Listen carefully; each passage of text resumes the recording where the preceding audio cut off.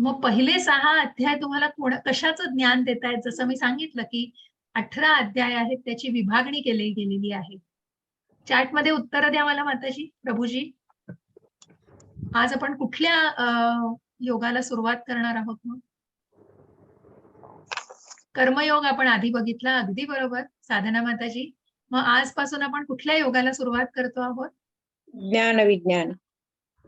नाही, ते अध्यायाचं नाव आहे, पण मी 1 ते 6, 7 ते 12 आणि 13 ते भक्तियोग. 18 भक्तियोग. अगदी बरोबर माताजी. आणि म्हणूनच आज आपण भक्ती योगाला सुरुवात करतो आहोत. खूप चांगला प्रयत्न आहे. सगळ्या डिव्होटीजनी, भक्तांनी पण निश्चित प्रयत्न करावा. मला दिसतंय सगळे तुम्ही बिगिनर्स आहात, पण प्रयत्न करून बघा, कारण हे खूप बेसिक ज्ञान द्यायचा प्रयत्न केला जातोय आणि म्हणून पहिल्याच अध्यायामध्ये आपण ती विभागणी सगळी बघितलेली आहे. कशा प्रकारे हे 18 अध्याय. मग बरोबर आहे, अगदी बरोबर हिरा माताजी. भक्ती योगाला आपण सुरुवात करतो आहोत आणि या भक्ती योगाच्या अर्थी आज हा 7वा पहिला अध्याय आहे. मग 6व्या अध्यायापर्यंत काल आपण जाणलेलं आहे की कर्मयोग हा कर्म संन्यासापेक्षा कसा श्रेष्ठ आहे. मग भगवंतांनी सांगितले, तू कर्माचा संन्यास करू नकोस, फक्त की कर्म टाकून तुला चालणार नाही, तर तू कर्मयोग म्हणजे तू भगवंतांशी जोडलं जाण्यासाठी ते कर्म कृष्ण भावना भावित केलं पाहिजे. आणि म्हणूनच त्या कृष्ण भावना भावित कर्माला, त्या निष्काम कर्माला, ज्या अकर्माला अत्यंत महती आहे, की ज्या मार्फत, मग जसं भगवंतांनी सांगितलं की कर्मयोग आहे, बुद्धियोग आहे, ज्ञानयोग आहे, ज्या ज्ञानाचा आपण अगदी दुसऱ्या अध्यायापासून सुरुवात केलेली आहे ज्ञान घेण्यासाठी, पण ते ज्ञान आचरणात आणून त्याचं ऍप्लिकेशन हे तितकंच महत्वाचं आहे. आणि म्हणूनच आपण ज्या प्रकारे बघितलं की ज्ञान घेऊन मग ते ज्ञान तू फक्त शरीर नाही आत्मा आहेस, तर तुझ्या सगळ्या, मग ज्या दुसऱ्या अध्यायामध्ये प्रत्येक कारणाला भगवंतांनी अर्जुनाचं जे काही कारण आहे, त्या विलापाचं, ज्या विषण्ण होण्याचं जे काही त्याचं कारण आहे, त्या प्रत्येक कारणाला भगवंतांनी योग्य असं मार्गदर्शन केलेलं आहे. आणि त्या मार्गदर्शनाने भगवंत सांगतायत की तू आता दृढ निश्चयाने उठ आणि युद्ध कर. कर्म टाळू नकोस. तू एक क्षत्रिय आहेस आणि क्षत्रियाला हा याच्या व्यतिरिक्त दुसरा कुठलाही अपमान नाही. मरण यातनांपेक्षा सुद्धा हा भ्याड असलेला, हा तू कुठेतरी पळकुटा असलेला जेव्हा तुझ्यावर छप्पा लागेल, जेव्हा शाप लागेल, तेव्हा निश्चितच तुला ते अपमानकारक असेल. असं जीणं निश्चित तुझ्यासाठी खूप कठीण होऊन बसेल. आणि म्हणून तू कर्म न टाळता मग तुला संन्यास घ्यायचाय, तुला जंगलामध्ये जायचंय. मग ज्या प्रकारे भगवंतांनी अष्टांग योगाची काल माहिती दिलेली आहे, की ज्या प्रकारे ध्यानामार्फत ज्या यम, नियम, प्राणायाम, यम, नियम, आसन, प्राणायाम, मग प्रत्याहार, धारणा आणि समाधी, मग त्या प्रत्येकाला कशा प्रकारे महत्व आहे आणि कशा प्रकारे त्या नियमांच्या चाकोरीत बसून मग त्याप्रमाणे त्या ध्यानाला की समाधीस्थ अवस्थेपर्यंत कशा प्रकारे नेलं जातं. मग त्या बाह्य जगाची कुठेतरी इंद्रिय विषयांशी त्याग करणं, मग त्यासाठी त्या समाधीस्थ अवस्थेसाठी कुठेतरी प्राणाला आयाम द्यायला लागतो. मग त्या प्राणायामाचा निश्चितच कुठेतरी अभ्यास केला जातो. त्यानंतर मग या एक आसन किंवा प्रत्येक ठिकाणी बसताना तुम्ही एकांत जागी, मग या सगळ्याचा काटेकोरपणे जेव्हा पालन केलं जातं, तेव्हा मग ध्यान, धारणा आणि समाधी या आपण कुठेतरी त्या समाधीस्थ मग मग ह्या ध्यानाचं महत्व कुठल्या तर सत्ययुगामध्ये खूप महत्व दिलेले आहे, की ज्या युगामध्ये लाखो वर्ष लोक जगायचे आणि इतकं पवित्र वातावरण, तिथे निश्चितच मनुष्याला आपल्या भौतिक इंद्रियांवर आणि या भौतिक जगामध्ये या इंद्रिय विषयांशी आणि सगळ्याशी टाळून कुठेतरी इतक्या प्रकारे ध्यान करणं पण या कलियुगामध्ये शक्य आहे. आणि म्हणूनच ज्या नामस्मरणाविषयी आपण काल जाणलं, की जी भक्ती मार्गाची शिडी ही सर्वात सोपा आणि सुलभ मार्ग आणि सर्वात फास्ट मार्ग आहे, की मग जर तुम्ही टप्प्याटप्प्याने त्या मार्गावरनं गेलात, पण त्याच्याही ऐवजी तुम्ही जेव्हा भगवंतांच्या भक्तीमध्ये, की मग जे काही करता आहात, जे खाता आहात, जे काही कर्म करता आहात, त्याची कृतज्ञ भावनेने कुठेतरी भगवंतांना अर्पण केलं, तर निश्चितच ते भक्ती योगामार्फत तुम्ही भगवंतांशी जोडले जाता आणि मग तो योग कुठेतरी भगवंतांशी जोडला जातो. आणि म्हणून हा योग, मग हे योग फक्त शारीरिक योग नाही हो, तर जिथे भगवंत आहे, जिथे कृष्ण आहे, मग त्या कर्मामध्ये कृष्ण नसेल तर निश्चितच ते अपूर्ण आहे. मग ज्या आपण फलगू वैराग्याला बघितलं, ज्या युक्त वैराग्य आणि फलगू वैराग्यामधला आपण फरक बघितला, की कुठेतरी फलगू नदीचा उपमा दिलेली आहे, की मग वरून दिसताना कुठेही नदी दिसत नाही, पण आतमध्ये खणल्यानंतर त्या नदीचा प्रवाह दिसतोय. आणि म्हणूनच त्याचप्रमाणे नुसतं मला मोक्ष हवाय म्हणून मी हे सगळं भौतिक जगातले ही सगळी बंधनं आणि सगळी कर्म टाकतो आहोत आणि मी आता हिमालयात जाऊन बसलो की झालं सगळ्यापासून मोकळा झालो नाही.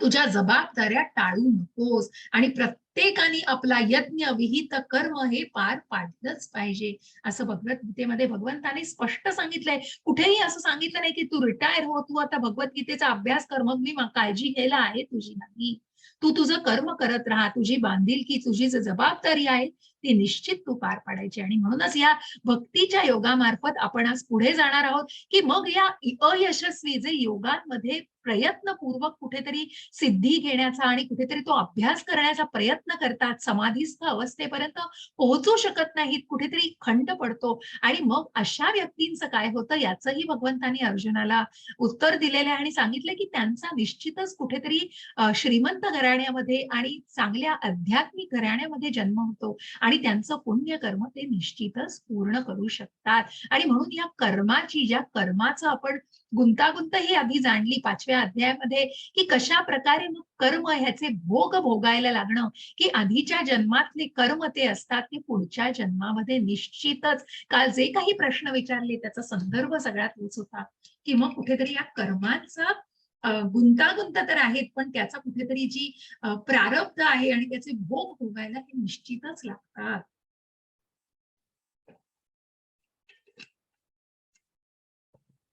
मग त्याच्यावरनं पुढे जातोय आपण आज. आणि म्हणूनच प्रत्येक कर्म की ज्यामध्ये तुम्ही कृतज्ञ भावनेने जेव्हा ते भक्ती योगामार्फत अर्पण केलं जातं, ते निश्चितच भगवंतांच्या धामाला पोहोचवण्याचा मार्ग दाखवतो. जेव्हा हा देह त्याग करून मग देह जीर्ण होऊन जेव्हा हा आत्मा तो देह त्यागतो, तेव्हा निश्चितच त्याला भगवंतांच्या अ, अ, स्वभावाची प्राप्ती होऊन तो भगवत धामाच्या मार्गी पोहोचू शकतो. मग अनेक जन्म जरी घ्यायला लागली, प्रभुपादांनी तेच लिहिलंय जे मी काल म्हटलं तुम्हाला, की मग अनेक जन्म, मग पुढच्या जन्मी मनुष्य जन्म मिळणं हे सुद्धा कुठेतरी खूप म्हणतो ना आपण त्या पुण्यकर्माने, की जे काही आपण खरोखर स्वतःला कुठेतरी भाग्यवान समजावं, की आपण या असोसिएशन मध्ये आलो आहोत. आणि म्हणून काल सुद्धा आमच्या क्लासमध्ये एका म्हणजे पुढच्या सिनियर डिव्होटीजनी की ऍडव्हान्स ह्याच्यामध्ये खूप सुंदर असं इंटरॅक्शन केलं जातं. आणि म्हणूनच कशा प्रकारे मग इस्कॉन मध्ये या येण्यानी, या कनेक्शननी, मग नामस्मरणाने तुमच्या स्वतःमध्ये झालेले बदल तुम्हाला कशा प्रकारे जाणवतात आणि कशा प्रकारे या भौतिक इंद्रिय विषयांपासून तुम्ही स्वतःला काही पण करू शकता का? मग हे पुढचे टप्पे आहेत. तुम्ही खूप सुरुवातीच्या लेव्हलमध्ये, मी कुठलीही अपेक्षा अशी करत नाहीये तुमच्याकडून, पण एक ज्ञान घेऊन त्या ज्ञानाचं आचरण, जसं मी म्हटलं इस्कॉनचे हे 4 नियम आहेतच मुख्य, की मग जुगार खेळू नये, मद्यपान करू नये, परस्त्रीशी संबंध नसावा, मांसाहार करू नये, हे मुख्य नियमांचं पालन हे मनुष्य, एक सुसंस्कृत मनुष्य निश्चितच या सगळ्याचं पालन करतो. त्याच्याही पुढे जाऊन जेव्हा इस्कॉन काही नियमांना मग ज्या पुढच्या टप्प्यांवर आणि दीक्षा घेईपर्यंत ज्या पातळीपर्यंत गेलं जातं, तिथे कुठेतरी मग तुम्ही तुमच्यावरती जे नियंत्रण आहे मग त्याचाच कुठेतरी तुम्हाला प्रचिती घेता येते. कारण मग चहा, कॉफी टाळा. कारण जी कुठेतरी मादक सेवन आहेत आणि मग ज्याच्यामुळे तुम्हाला मादकता, कारण निश्चितच जे काही आपण त्याचे गुणधर्म निश्चितच जाणतो आणि म्हणूनच कुठेतरी त्याचं प्रमाण थांबवणं, मग त्याला हळू-हळू का होईना, परंतु आपल्या ह्याच्यातनं कमी करणं पूर्णपणे. मग कांदा, लसूण न खाणं, ह्या सगळ्या फ्लेक्सिबिलिटीज केल्या आहेत आता, की याच्यामुळे असं नाहीये की तुमची भक्तीच नाहीये कृष्णावर, असा कुठलाही नाहीये. म्हणून पुढच्याही काही 1-2 श्लोकांमध्ये असं आलेला आहे याचा कुठेतरी काय म्हणतात उल्लेख केलेला आहे, की मग कशाप्रकारे इस्कॉनबद्दल तुम्ही तसा युक्तिवाद करू नये, की मग हे नियम पाळून दिले तर कुठेतरी कुठेतरी कंट्रोल बघा. तुम्ही म्हणता ना आपल्या मनाला नियंत्रण, मग याची जर एक बाजू व्यवस्थितपणे विचार केली, तर मग त्याचा कुठेतरी की हाच की मनाचं नियंत्रण. आणि म्हणूनच या आध्यात्मिक मार्गावर आल्यावरती तुम्हाला जेव्हा तुम्ही त्या सान्निध्यात येता, तुम्ही भक्तांच्या सान्निध्यात येता, जिथे इस्कॉनचं हेच वैशिष्ट्य आहे, की मग या इस्कॉनच्या ज्या भक्तांच्या संगतीमध्ये आणि संत संगती, साधू संग, भजन क्रिया या गोष्टींमार्फत जेव्हा हा अध्यात्म प्रवास पुढे जातो, तेव्हा निश्चितच आपण आपल्यामधला फरक जाणवू शकतो. आपल्याला तो फरक निश्चित जाणवू शकतो आणि म्हणून हे तुम्ही तुमचं प्रचिती घ्यायची. 18व्या अध्यायामध्ये निश्चित मग असं कुठेतरी एक छोटीशी ऍक्टिव्हिटी जी आपण नक्की करूया. आणि मग आज आपण पुढे जातोय आता. बरंच ज्ञान आहे हो तुमच्याशी शेअर करताना. मला बऱ्याच मी कधी-कधी पुढे जाते, पण स्वतःला रोखते. कारण कुठेतरी आपण म्हणतो ना, की त्या गोष्टीला तुम्हाला खूप सखोल आता माहिती नाही, तर तुम्ही पुढच्या टप्प्याची तयारी तुमची करून घ्यायची, की त्याच मार्फत तुम्ही पुढच्या टप्प्यावर निश्चित अभ्यास करू शकाल. आणि म्हणून हा संवाद तुमच्यापर्यंत पोहोचवला जातो आहे फक्त. आणि तोच प्रयत्न आहे. पण मला न राहून मी बऱ्याच गोष्टी इतरही तुमच्याशी शेअर करण्याचा प्रयत्न करते, ज्या तुम्हाला कळू शकतील आणि आता तुमच्या निश्चितच कुठेतरी तुम्हाला मदत करू शकतील त्या गोष्टी जाणल्यामुळे. मग अशा या कृष्णाच्या ज्ञानाचा महिमा मग भगवंत सांगतायत, की मग तत् शृणु. पहिल्या श्लोकापासून भगवंतांनी पुन्हा हे ज्ञान जेव्हा भगवंत देतायत, की मग कशा प्रकारे तू हे ज्ञान घेऊन ते आचरणात आणायचं आहे. आणि मग अनेक लोक या मार्गावरती येतात, परंतु कशा प्रकारे मग एखादी दुर्मिळ व्यक्तीच, एखादी दुर्लभ असा आत्माच, महात्माच या महातत्वाला, या परम तत्वाला कुठेतरी जाणू शकतो. आणि या कारणांचे कारण जे परम कारण आहेत, त्यांना निश्चित त्या आत्मसाक्षात्कारी भावनेला कुठेतरी जोपासू शकतो.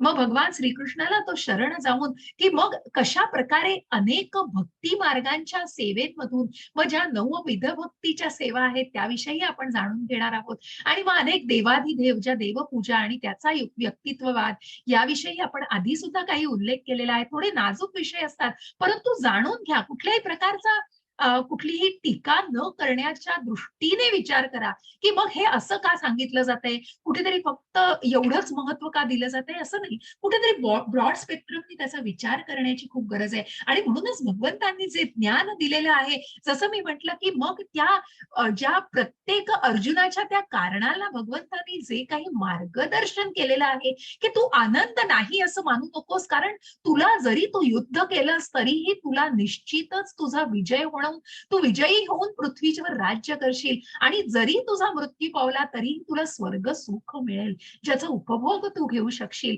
परंतु सर्वात महत्वाचं काय, त्याचा तिसरा आणि महत्वाचा अँगल काय, तर तू एक क्षत्रिय आहेस आणि तुझं कर्म साधलं केलं पाहिजेस. त्यापासून तू निश्चितच स्वतःला ते नाकारू शकत नाहीस, हे तू निश्चित जाणून घे. या परोपरीने भगवंतांनी निश्चित वेगवेगळ्या अँगलनी आपण म्हणू, किंवा त्या ज्ञानाला आत्मसात करण्याचा प्रयत्न करा. आणि म्हणूनच या भ्रमातून भक्तीकडे आणि या भक्तीच्या अवीट गोडीकडे आपण वळणार आहोत आणि त्याविषयी जाणून घेणार आहोत. असा हा ज्ञान विज्ञान योग, ज्या ज्ञानाचं विज्ञान, व ज्या ज्ञानाला कुठेतरी अप्लाय केलं गेलं पाहिजे आणि त्याचं कुठेतरी आचरणात येणं किती महत्वाचं आहे. श्री भगवान वाच मय्यासक्त मनः पार्थ योगम युञ्जन्मदाश्रयः असंशयं समग्रं मां यथा ज्ञास्यसि तच्छृणु. तच्छृणु, तू ऐक, बघ. भगवंत सांगतायत अर्जुनाला. हरे कृष्ण माताजी. हरे कृष्ण. श्री श्री भगवान वाच. श्री भगवान म्हणाले, हे पार्थ, माझ्या भावनेने पूर्णपणे युक्त होऊन योगाभ्यासाद्वारे माझ्यावर मन आसक्त करून तू मला पूर्णपणे निसंदेह कसा जाणू शकशील ते आता ऐक. हरे कृष्ण माताजी. हरे कृष्ण. आणि म्हणूनच पूर्णपणे युक्त होऊन बघा, की तिथे कुठेतरी मनाचा संन्यास म्हणजे तोच श्रेष्ठ योगी असू शकतो, ज्याने कुठेतरी आपल्या मन, बुद्धी आणि अहंकार, जे अंतरंग मन आहे, त्याला कुठेतरी संन्यासी बनवलेलं आहे. कुठेतरी त्या इंद्रिय विषयांपासून अनासक्तता निर्माण केलेली आहे. आणि ती अनासक्ती जर निर्माण करू शकलो, तरच पूर्णपणे मन भगवंतांवर आसक्त होऊ शकतं. आणि तू मला पूर्णपणे आणि निस्संदेह, कुठलाही मनामध्ये संशय न ठेवता तू मला कशा प्रकारे जाणू शकशील. आणि म्हणूनच याचं प्रत्यक्ष ज्ञान बघा. हरे कृष्ण माताजी. हरे कृष्ण माताजी. प्रत्यक्ष ज्ञान आणि दिव्य ज्ञान हे दोन्ही प्रकारचे ज्ञान मी तुला पूर्णपणे सांगतो. हे जाणल्यावर तुला आणखी काही जाणवायची शिल्लक राहणार नाही. हरे कृष्ण माताजी. हरे कृष्ण. असं हे प्रॅक्टिकल बघा, प्रत्यक्ष ज्ञान भगवंत सांगतायत की तुला या भौतिक जगामध्ये प्रत्यक्ष मग जे काही तू आचरणार तुझ्या रोजच्या क्रियांमध्ये आणि तुला ज्या प्रकारच्या ज्ञानाची आवश्यकता आहे असं हे प्रत्यक्ष ज्ञान आणि दिव्य ज्ञान हे निश्चित मी तुला देतोय. या पलीकडे तुला काहीही शिल्लक राहणार नाही ऐकायचं. आणि म्हणूनच भगवंतांनी मग सांगितलंय कशा प्रकारे हे ज्ञान आणि कोण हे ज्ञान घेऊ शकतं. मनुष्याणां सहस्रेषु कच्चिद्यत्तति सिद्धये यततामपि सिद्धानां कश्चिन्मां वेत्ति तत्त्वतः. हरे कृष्ण. हरे स्वाती कृष्ण. माताजी वाचता. स्वाती नलावडे माताजी. हरे कृष्ण. नलावडे. श्री कृष्ण माताजी. हरे हा. कृष्ण माताजी. हरे कृष्ण माताजी. सहस्रावधी मनुष्यांपैकी एखादा सिद्धी प्राप्त करण्याचा प्रयत्न करतो आणि सिद्धी प्राप्त करणाऱ्या त्या मनुष्यापैकी एखादाच मला तत्वतः जाणतो. जय कृष्ण माताजी. हरे कृष्ण. आणि म्हणूनच हरे मग कृष्ण. बघा तुम्ही चित्रामध्ये बघताय की ही मॅरेथॉनचं एक चित्र आहे आणि मग अशा या मॅरेथॉन मध्ये हजारो लाखो लोक धावत असतात. अनेक लोक रजिस्टर करतात परंतु प्रत्यक्ष येणारे तर कमी असतात. मग त्यातून धावता धावता किती जण शेवटपर्यंत जातात. खूप थोडी लोक जातात. काही थकतात, काही पूर्ण करू शकत नाही. प्रत्येकाच्या आपल्या शारीरिक क्षमतेनुसार जो तो आपला प्रयत्न करत असतो. आणि म्हणूनच अशाच प्रकारे अनेक लोक या आध्यात्मिक मार्गावर प्रगती साधण्यासाठी येतात. परंतु ती प्रगती साधणारे आणि ते तत्वतः भगवंतांना जाणणारा असा एखादाच असू शकतो. आणि म्हणूनच ती पातळी मग या भक्ती मार्गावरती बघा जसं मी सांगितलं भक्तीचे जे टप्पे आहेत ते जाणून घ्या. मग ते टप्पे कुठले आहेत तर मनामध्ये श्रद्धा. कोण तत्वतः जाणू शकतं ज्यांनी भगवंतांवर श्रद्धा ठेवलीये, प्रेम केलेलं आहे भगवंतांवर. पण अशा या प्रेमाच्या पातळीपर्यंत जाईपर्यंत मग निश्चितच त्या गोष्टींचा कुठेतरी स्वतःमध्ये आत्मसात करायला लागतात, स्वतःला त्या आचरणात आणायला लागतात. मग ती भक्तीचा तो टप्पा पहिला म्हणजे श्रद्धा, मग साधू संग, भजन क्रिया, रुची कुठेतरी त्या गोष्टीची रुची, मग कुठेतरी ज्या काय म्हणतो आपण त्याला की मग या सगळ्यापासून अनासक्ती की कुठेतरी निवृत्ती घ्यायची असते. अनर्थ निवृत्ती, बरोबर तो शब्द मला जरा अनर्थ निवृत्ती, की ज्या भौतिक गोष्टींपासून कुठेतरी निवृत्ती, स्वतःला अनासक्त करून मग कुठे आसक्ती तर भगवंतांच्या भगवत प्रेमामध्ये आसक्ती. आणि मग ती रुची ज्या नामस्मरणाने, जी रुची तोंडामध्ये ज्या नामस्मरणाने जिभेवरती भगवंतांचं नाव येणार आहे त्याने कुठेतरी मग तो भाव प्रकट होतो आणि त्या भावाचाच नंतर प्रेमामध्ये परिवर्तन होतं. असे हे 9 टप्पे आपल्याला भक्तीचे. आणि मग कशा प्रकारे तर तुम्ही नवविध भक्तीच्या मार्गातून भक्तीला जाणू शकता. मग अशा या नवविध भक्ती काय आहे तर त्या नवविध भक्ती आहेत श्रवणम, कीर्तनम, वंदनम, वंदनम, अर्चनम, पाद्यपूजनम, साख्यम, दास्यम, आत्मनिवेदनम. बघा श्रवणम मग तुम्ही कानाने ऐकताय. श्रवणम कुणांनी पण मी तुम्हाला सांगते. श्रवणम, कीर्तनम, कीर्तनम म्हणजे तोंडाने तुम्ही जे नामस्मरण करता. मग आत्ताही तुम्ही भगवंतांची भक्ती करता आहात, सेवा करतात कारण मनात कुठेतरी श्रद्धा आहात म्हणून या अध्ययन वर्गाला आलेले आहात. आणि म्हणून मी जे करतेय ते कीर्तन तुमच्याकडे तुम्हाला तो प्रयत्नपूर्वक संवाद भगवंतांचा पोहोचवायचा प्रयत्न करून तुम्ही ते श्रवण करता आहात. मग त्याचं स्मरण करणं. मग अर्चनम, वंदनम मग साधा 1-2 हात भगवंतांना 2 हात जोडून तिसरं मस्तक आपलं की मग मस्तक भगवंतांसमोर टेकवलं तरी ते वंदनम, भगवंतांची सेवा झाली ती. आणि मग पाद्य पूजनम अशा या प्रत्येक गोष्टीचं उदाहरणासह पुढे आपल्याला अजून जाणायचंय. पाद्य पूजनम, साख्यम, दास्यम. बघा साख्यम म्हणजे की जो भगवंतांचा सखा झालाय मग त्या जेव्हा त्या पुढच्या पातळींवर 8-9 पातळ्यांच्या पुढे जेव्हा प्रेम भक्तीमध्ये भगवंतांच्या विलीन होतात तेव्हा निश्चितच कुठेतरी ते साख्यम, दास्यम ज्या हनुमंतांना आपण त्रेतायुगामध्ये जाणलेलं आहे की जे भगवंतांचे अगदी निकट सेवक आणि अगदी काय म्हणतात ना आवडते लाडके शिष्य आणि सेवक या हनुमंताचा ते दास्यम, साख्यम, दास्यम आणि मग आत्मनिवेदनम.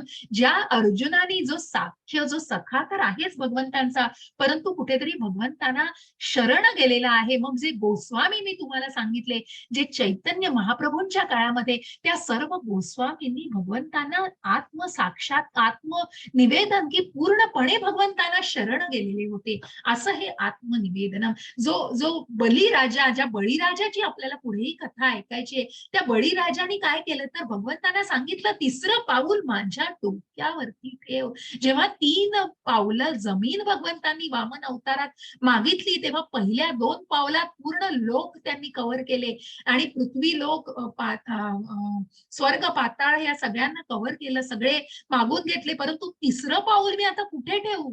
एवढं सगळं घेतल्यानंतर, म्हणजे ज्या बळीराजाला याची कल्पनाही नव्हती, ज्या प्रकारे शुक्राचार्यांनी सांगितलेलं बळीराजाला, की हे कुठेतरी त्यांना शंका आलेली की भगवंत प्रत्यक्ष आलेले, जिथे स्वर्गामध्ये सुद्धा जर असुरांचं राज्य आलं तर ते किती धोकादायक होतं आणि सगळ्या देवांना ती काळजी पडलेली होती. आणि म्हणूनच विष्णू प्रत्यक्ष वामनाचं रूप घेऊन बळीराजांच्या समोर येतात. आणि म्हणून बळीराजा जे उदारतेसाठी प्रसिद्ध, की जे अत्यंत उदार, त्यांनी भगवंतांना आपल्या तिसरं चरण, तिसरं पाऊल माझ्या डोक्यावर ठेवा, म्हणजे भगवंत प्रसन्न झाले हो त्यांच्यावर, की तू इतका औदार्य दाखवलेला आहेस. आणि म्हणून मग भगवंतांनी त्यांना सुतलामध्ये प्रवेश दिलेला आहे, की जिथे मी द्वारपाल म्हणून तुझा राहील, अशा या लोकांमध्ये बळीराजांना त्यांनी प्रवेश दिलेला आहे आणि तिथे त्यांचं स्थान निश्चित केलेलं आहे. अशा प्रकारे बघा, की आत्मनिवेदनम या संदर्भात मी तुम्हाला ती कथा सांगितली. आणि म्हणूनच अशा सहस्त्रांवधी मनुष्यांपैकी अत्यंत दुर्मिळ अशी लोक त्या पातळीवर कुठेतरी उन्नती, प्रगती साधतात. आणि मग कसे जाणतात भगवंतांना? तत्वतः जाणायचंय बघा भगवंतांना. भूमिरापो नलो वायु खं मनो बुद्धिरेव च अहंकार इति यं मे भिन्ना प्रकृतिरष्टधा. हरे कृष्ण माताजी. हरे कृष्ण. पृथ्वी, पाणी, अग्नी, वायू, आकाश, मन, बुद्धी आणि अहंकार या 8 माझ्या भिन्न प्राकृतिक शक्ती आहेत. हरे कृष्ण माताजी. हरे कृष्ण. ज्या भगवंतांच्या शरीरामध्ये, जसं मी म्हटलं, किंवा ज्या वर्णाश्रमाला सुद्धा आपण बघितलं की कशा प्रकारे भगवंतांचं अगदी मस्तकापासून ते पायांपर्यंत त्याची विभागणी कशा प्रकारे केली गेली. मग त्या कर्मानुसार भगवंतांनी कुठेतरी त्या वर्णांना सांगितलेलं आहे. आणि त्या आश्रमांना, ज्या ब्रह्मचार्याश्रम, गृहस्थाश्रम, वानप्रस्थाश्रम आणि संन्यासाश्रम, की कशा प्रकारे हे टप्पे आहेत, मग त्यांची विभागणी आणि त्यांचा अभ्यास त्या प्रकारे केला जातो. आणि त्याच बरोबर भगवंतांच्या या शरीरामध्ये जे भौतिक पंचमहाभूतांनी बनलेलं आहे, तिथे आपण बघू बघा, भगवंतांच्या शरीरामध्ये कुठेतरी जिथे जल आहे, जिथे वायू आहे, अग्नी आहे, मग ज्या पोटामध्ये आपण ज्या पुढे जाऊनही आपण बघणार आहोत की कशा प्रकारे या अग्नीला, म्हणजे या अग्नीचं सुद्धा भगवंत कशा प्रकारे बॅलन्स करत असतात, संतुलन राखत असतात. मग कुठे भगवंतांना बघायचंय ते सुद्धा आज आपल्याला जाणायचंय, की भगवंतांच्या विभूती 10व्या अध्यायात बघणारच आहोत. परंतु अर्जुन भगवंतांना प्रश्न विचारतो आहे की मग कुठे तुम्हाला मी जाणू आणि कुठे तुमचं पूजन करू? मग अशा या शक्तींना आपल्याला जाणून घ्यायचंय. आणि म्हणूनच ही जी शक्ती आहे या भगवंतांच्या भिन्न प्रकृती, की पृथ्वी, पाणी, अग्नी, वायू, आकाश, मन, बुद्धी, की हे जे बाह्य शरीर बनलेलं आहे पंचमहाभूतांनी, आणि जे अंतरंग शरीर बनलेलं आहे मन, बुद्धी आणि अहंकार, हे सगळं भगवंतांची निर्मिती आहे हो, की त्यांच्या प्राकृतिक शक्ती आहेत सगळ्या. हरे कृष्ण. हरे कृष्ण माताजी. हे बाहो अर्जुना, या व्यतिरिक्त माझी आणखीन एक श्रेष्ठ अशी परा प्रकृती आहे, जिच्यामध्ये जीवांचा समावेश होतो. हे जीव कनिष्ठ भौतिक प्रकृतीच्या साधनांचा उपभोग घेतात. हरे कृष्ण माताजी. हरे कृष्ण. अशा या भगवंतांच्या पुढे जाऊन ईशोपनिषदामध्ये याचं सुंदर वर्णन केलेलं आहे की भगवंतांच्या शक्ती, मग भगवंतांच्या या कुठल्या शक्ती आहेत? तर भगवंतांची ही जी पराशक्ती आणि अपराशक्ती, ज्या अपराशक्तीबद्दल आपण जाणलं, जी भौतिक प्रकृती, ही जी भौतिक प्रकृती जी मायेनी सगळी वेढली गेलेली आहे, ही माया कोणी निर्माण केली? ही मोहमाया सुद्धा भगवंतांची आहे. आणि जी सुपिरियर, जी श्रेष्ठ शक्ती आहे, जी आध्यात्मिक शक्ती आहे, जी अंतरंग शक्ती आहे, जिला पराशक्ती म्हटलं जातं, तीही भगवंतांचीच निर्मिती आहे. आणि म्हणूनच कुठेतरी जीव जे आहेत, हे सगळे जे जीव दिसत आहेत, हे पराशक्तीचाच भाग आहेत, पण कुठेतरी ते मार्जिनल, कुठेतरी ते कडावरती आहेत. म्हणजे ना ते पूर्णपणे आध्यात्मिक शक्तीमध्ये आहेत, ना पूर्णपणे भौतिक शक्तीमध्ये आहेत, परंतु ते निश्चितच त्या आध्यात्मिक शक्तीचा भाग आहेत.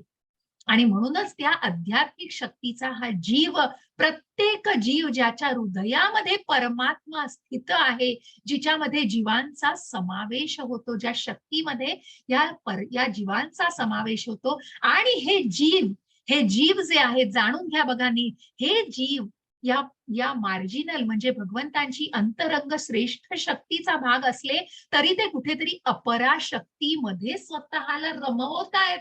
कारण ती भौतिक प्रकृती ही भगवंतांनीच निर्माण केलेली आहे. आणि अशा या पराशक्ती आणि अपराशक्ती या भगवंतांपासूनच आहेत. जी अपराशक्ती म्हणजे भौतिक प्रकृती, जिच्यामध्ये मनुष्य या मायेच्या बंधनांमध्ये बांधलेला आहे. म्हणजे योगमाया ही भगवंतांची आहे आणि ही मोहमाया ही भगवंतांचीच आहे. Ball is in your court. ती मार्जिनल आपण त्या शक्तीवर आहोत, आपण त्या कडेच्या शक्तीवर आहोत. मग त्या अगदी बॉर्डर लाईनवर असल्यावर त्या आध्यात्मिक ज्या मूळ स्वभाव मनुष्याचा, जीवाचा आध्यात्मिक आहे, अशा या आध्यात्मिक मार्गाकडे वळायचंय का मग भौतिक बंधनांमध्ये स्वतःला अजून अजून अजून अजून कुठेतरी त्या आनंदामध्ये स्वतःला रममाण करायचंय, जो आनंद अत्यंत क्षणभंगूर आहे. पण हे कोण जाणतोय? हे एखादी दुर्लभ व्यक्तीच जाणू शकते. तत्वतः जी भगवंतांना जाणती आहे, तीच व्यक्ती त्या गोष्टीचं ज्ञान घेऊ शकते. हरे कृष्ण माताजी. हरे कृष्ण. सर्व सृष्ट प्राणी मात्रांचा उगम या दोन शक्तीमध्ये होतो.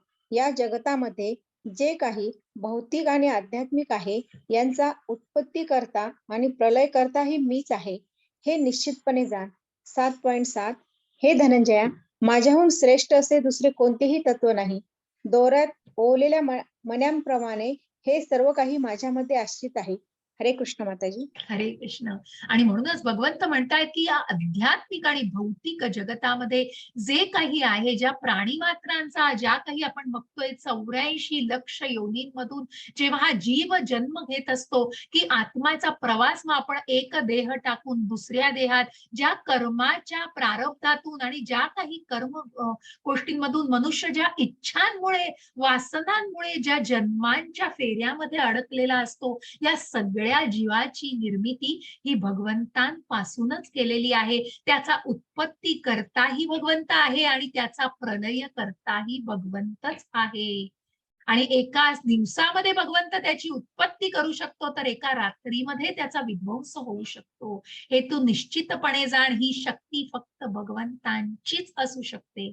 आणि म्हणूनच भगवंतांपेक्षा श्रेष्ठ, माझ्यापेक्षा श्रेष्ठ जे हे चित्र आपण बघतायत, की या प्रत्येक गोलामध्ये, प्रत्येक ग्रहामध्ये तुम्हाला दिसेल तर विष्णूचं तत्व आहे. आणि ते विष्णूचं तत्व प्रत्येक या ग्रहलोकामध्ये गर्भोदकशाही विष्णू म्हणून हे वावरत असतं. आणि म्हणूनच या प्रत्येक ग्रहलोकामध्ये ती शक्तीमुळे कुठेतरी ते सगळ्या अवकाशामध्ये तरंगत असतात. नाहीतर एखादी जड गोष्ट, दगड घेतला, कलिंगड घेतलं, आपण खाली फेकलं तर ते तरंगणार आहे का? हो, तर नाही. पण या शक्तींमध्ये, या ग्रहलोकांमध्ये प्रत्यक्ष विष्णूंचं तत्व आहे. आणि त्याच आधारे म्हणूनच हे सर्वजण भगवंतांवर आश्रित आहेत. एखाद्या माळेच्या मण्यांप्रमाणे ते मणी जर तिथून, त्या माळेतून तुटून पडले तर ते विखरून पडतील. हो, आणि मग त्यांचा काय आधार असणार आहे? आणि म्हणूनच त्या ओलेल्या मण्यांप्रमाणे भगवंत त्याचे आश्रित आहेत. आणि कशा प्रकारे मग ते त्या अवकाशामध्ये ते लोक तरंगत असतात, ते ग्रह तरंगत असतात. आणि म्हणूनच मग अर्जुनाने जेव्हा प्रश्न विचारला की कशामध्ये मी तुला बघू आणि कशामध्ये तुझी पूजा करू, तर भगवंत सांगताय, रसोहमप्सु कौन्तेय प्रभास्मि शशी सूर्ययोः प्रणवः सर्वस्वेदेषु शब्दः के पौरुषं दृषु. हरे कृष्ण. हरे कृष्ण माताजी. हे कौतया, पाण्यामधील रस मी आहे, चंद्र आणि सूर्याचा प्रकाश मी आहे, वैदिक मंत्रामधील ओंकार मी आहे, आकाशातील शब्द मी आणि मनुष्यामधील सामर्थ्य मी आहे. हरे कृष्ण माताजी. हरे कृष्ण. आणि म्हणूनच या सगळ्या ज्या सूचक अभिव्यक्ती आपल्याला पुढे जाऊन बघायच्या आहेत, पण तू कशामध्ये मला बघू शकतोस? मग अर्जुनाने जेव्हा भगवंतांना विचारलं, मग आधीच्या ज्या श्लोकामध्ये अर्जुन विचारतोय भगवंतांना, तो निश्चित मी श्लोक तुमच्यासाठी वाचेल.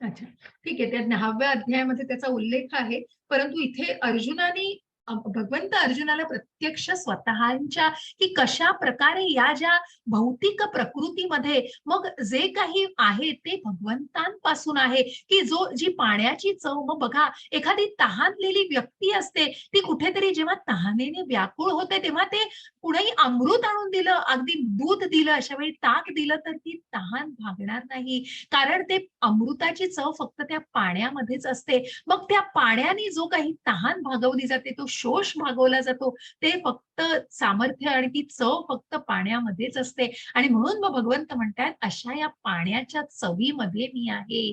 पाण्याच्या एका थेंबामध्ये भगवंत आहेत. आणि कशा प्रकारे भगवंतांनी स्वतःच सांगितलेलं आहे, वर्णन केलेलं आहे, की मग भगवंत सांगतायत, पृथ्वीचा मूळ सुगंध मी आहे, अग्नीमधील उष्णता मी आहे, सर्व जीवांमधील जीवन शक्ती मी आहे, सर्व तपस्व्यांचे तप मी आहे, अस्तित्वामधील सर्व वस्तूंचे बीज मी आहे, बुद्धिमानांची बुद्धी मी आहे, शक्तिमानांची शक्ती मी आहे, बलवानांचे बल जे आहे, जे काम आणि आसक्ती रहित असते, आणि भरत श्रेष्ठ अर्जुना, धर्मतत्वांविरुद्धचा असणारा कामही मीच आहे. माझ्या काम वासना आपण ज्याबद्दल बोललो जातो ते सुद्धा भगवंतांपासूनच आहे.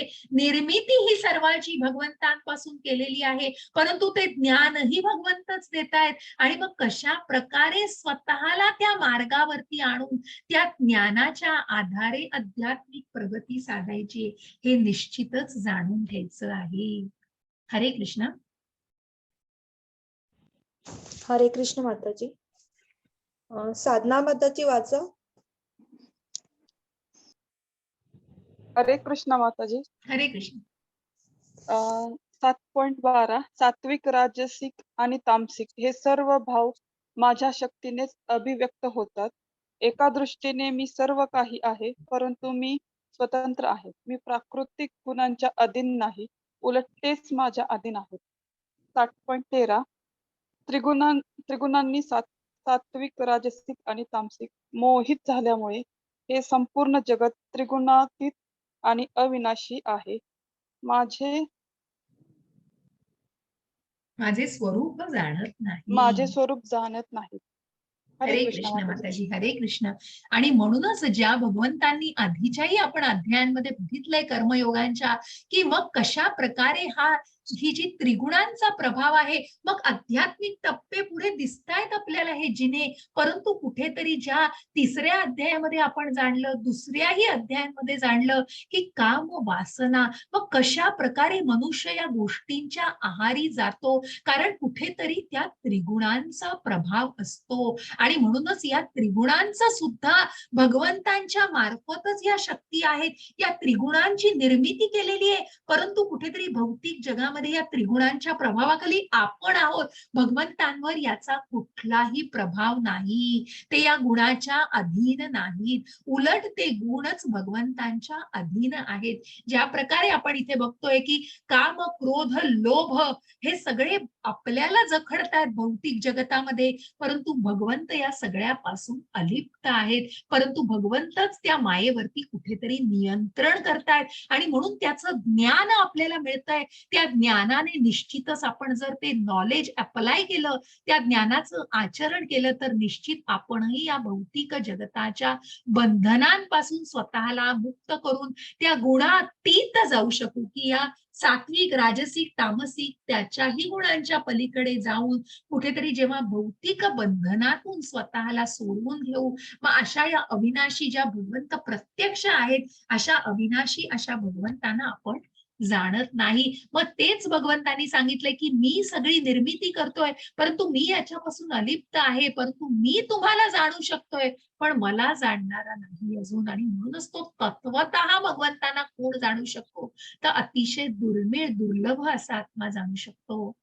दैवी हेषा गुणमयी मम माया दुरत्यया मामेव ये प्रपद्यन्ते मायामेतां तरन्ति ते. हरे कृष्ण. हरे कृष्ण. हा वाचा माताजी. 3 प्राकृतिक गुणांनी युक्त असलेली माझी दैवी मायाशक्ती ही अतिशय दुस्तर आहे, परंतु जे मला शरण आले आहेत ते मायेला सहजपणे तरुण पलीकडे जातात. हरे कृष्ण. हरे कृष्ण. मग ही माया शक्ती अतिशय दुस्तर आहे हो, ती अतिशय अडकवणारी आहे तुम्हाला, कारण ती मायाच आहे हो, ती मोह माया आहे. आणि त्या मोहामध्ये, त्या बंधनांमध्ये, मग जसं मी उदाहरण असं आपण दुसऱ्याही अध्यायात बघितलं, की मग एक स्त्री पुरुष स्वतःला कुठेतरी आसक्ती, ओढ, मग ती कुठेतरी मोहामध्ये, आणि मग तो मोह कुठेतरी त्या कामवासनेमध्ये, मग त्या कामवासना कुठेतरी क्रोधामध्ये, मग जो बुद्धीचा नाश होतो, आणि मग कुठेतरी मनाचं पूर्णपणे संतुलनच बिघडून अधःपतनाला मनुष्य जातो. कारण मग योग्य काय अयोग्य काय याच्यामध्ये फरकच जाणू शकत नाही. परंतु या त्रिगुणांच्या युक्त असलेली माझी मायाशक्ती ज्याने जाणलेली आहे, की मी या सात्विक गुणांमध्येही कुठेतरी अडकतोय, बंधनांमध्ये अडकतोय, सुखाच्या बंधनांमध्ये अडकतो आहे, त्यांनी जर हे जाणलं, अशा व्यक्तीला निश्चितच या मायेच्या पलीकडे मी तरुण नेऊ शकतो. मग या महासागरामध्ये, या मायेच्या सागरामध्ये कुठेतरी गटांगळ्या खात भौतिक जगामध्ये जगण्यापेक्षा त्या भगवंतांचा हात दिसतोय का तुम्हाला गरुड महाराजांवर? भगवंत स्वार होऊन निश्चितच कुठेतरी आपल्याला आधार देण्यासाठी सज्ज आहेत, परंतु आपली तेवढी पातळी आहे का, आणि आपली तेवढी आपण जाणू शकतोय का ते? कारण तेवढी आध्यात्मिक उन्नती करण्याची गरज आहे. मग कोण जाणू शकत नाहीयेत? भगवंतांना जाणण्याचा प्रयत्न तर ते दुर्मिळ आत्मा करतायत, पण परंतु भगवंतांनी कुठेतरी इथे फरकाने सुद्धा जाणून दाखवलंय की कोण जाणू शकत नाहीत. मग भगवंतांना शरणच जाऊ शकत नाही, ते आपल्याला जाणायचे की जे 4 प्रकारच्या व्यक्ती भगवंतांना शरणच जाऊ शकत नाही, आणि ज्या 4 प्रकारच्या व्यक्ती भगवंतांच्याच उपासनेमध्ये असतात, भगवत भक्तीमध्ये स्वतःला रममाण करतात, यातला फरकाने आपल्याला त्या व्यक्तींना जाणायचंय. नमाम दुष्कृतिनो मूढः प्रपद्यन्ते नराधमः मायया परुतज्ञाना आसुरं भावमाश्रितः. हरे कृष्ण. स्वाती नलवडे माताजी वाचा.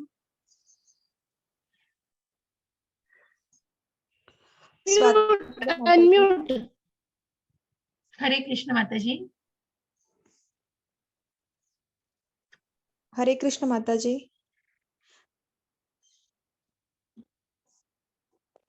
माधवी माताजी वाचा.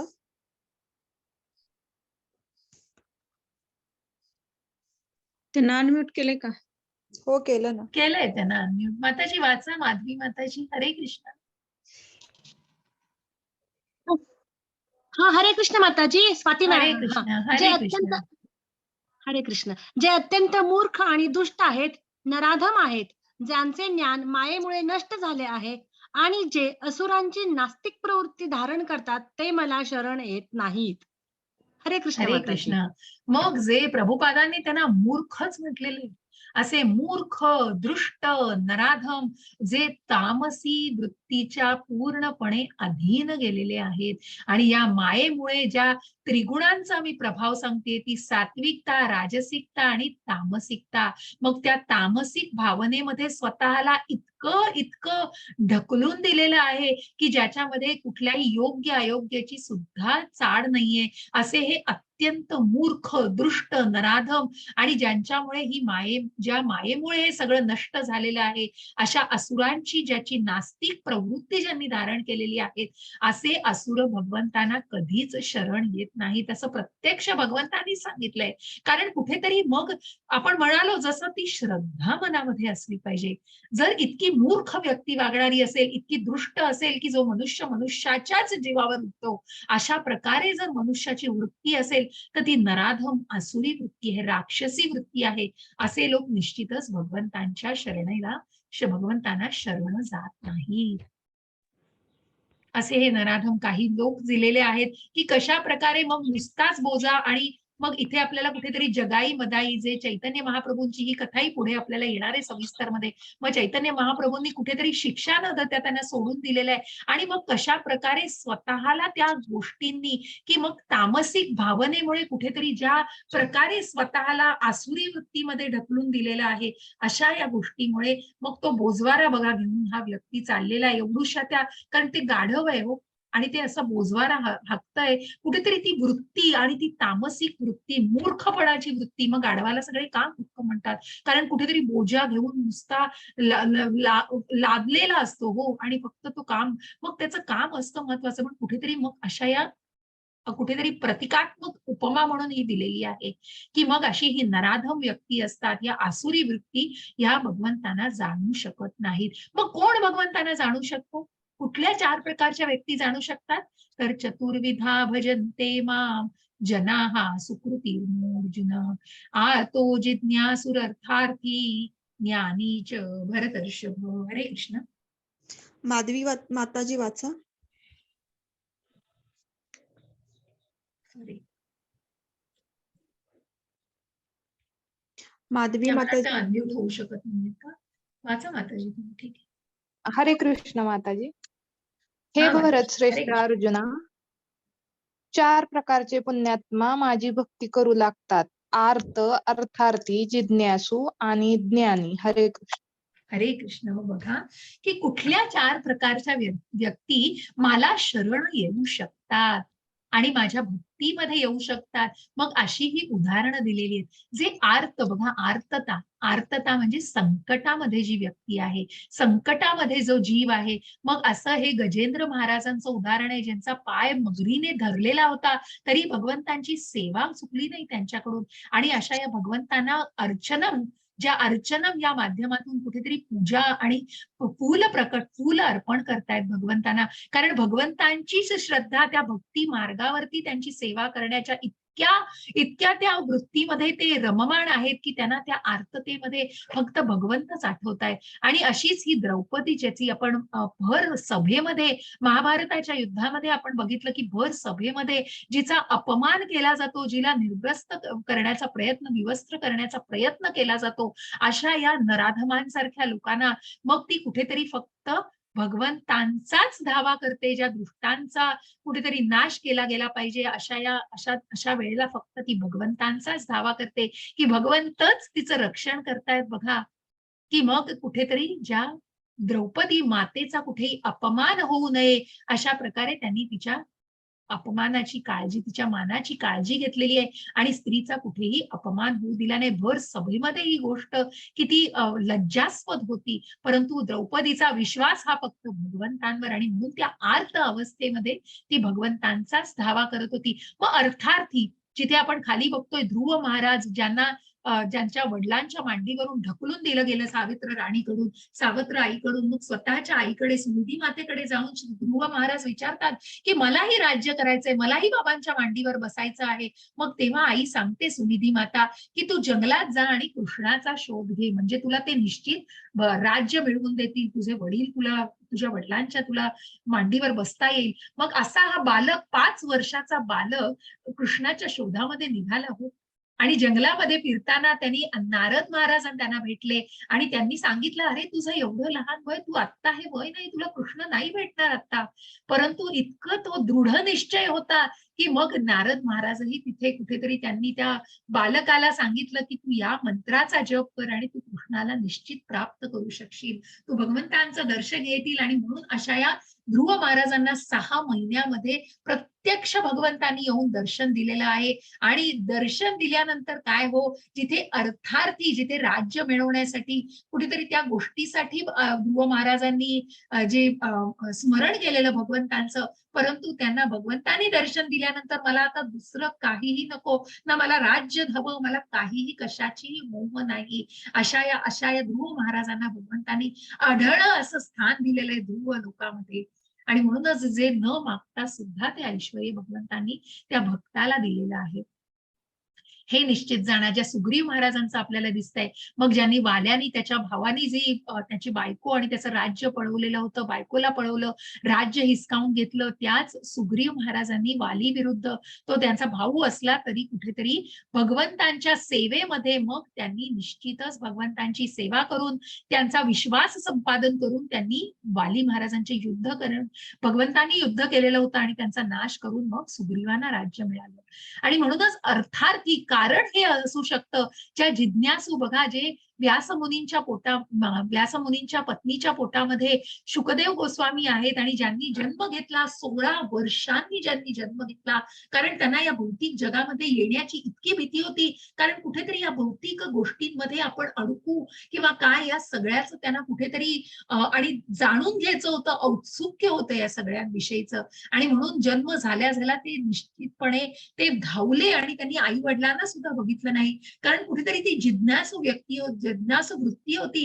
कारण आईच्या पोटात असताना ज्यांनी भागवत ऐकलं होतं नारद मुनींकडून, त्या संस्कार त्या भागवताचे झालेले होते. आणि म्हणूनच ती अर्थार्थी, अर्थार्थी, जिज्ञासू आणि ज्ञानी, ज्या परीक्षित महाराजांना, जे उत्तरा आणि अभिमन्यूचा मुलगा परीक्षित महाराज, जो अर्जुनाचा नातू, त्या परीक्षित महाराजांना जेव्हा शाप मिळाला, त्यांनी जेव्हा एका सर्पाला ब्राह्मणाच्या गळ्यात घातलं आणि कुठेतरी थट्टा मस्करी केली, तेव्हा त्यांना त्याचे भोग भोगायला लागले आणि त्यांना शाप स्वीकारायला लागला की त्या ब्राह्मणाच्या मुलाने शाप दिला की तुझा 7 दिवसात मृत्यू होईल. परंतु ते परीक्षित महाराज असतात, कुठेतरी दुखावलं एखादी मनुष्य अचानकपणे किंवा नकळतपणे, परंतु परीक्षित महाराज त्या 7 दिवसामध्ये आपल्याला ज्या ज्ञानाची पारख करायला पाहिजे आहे ते ज्ञान ते शुकदेव गोस्वामींकडून घेतात. आणि अशा या ज्ञानी माणसाला, मग अशा जिज्ञासू, अर्थार्थी, अशाच प्रकारचे लोक कुठेतरी भगवंतांना शरण जाऊ शकतात.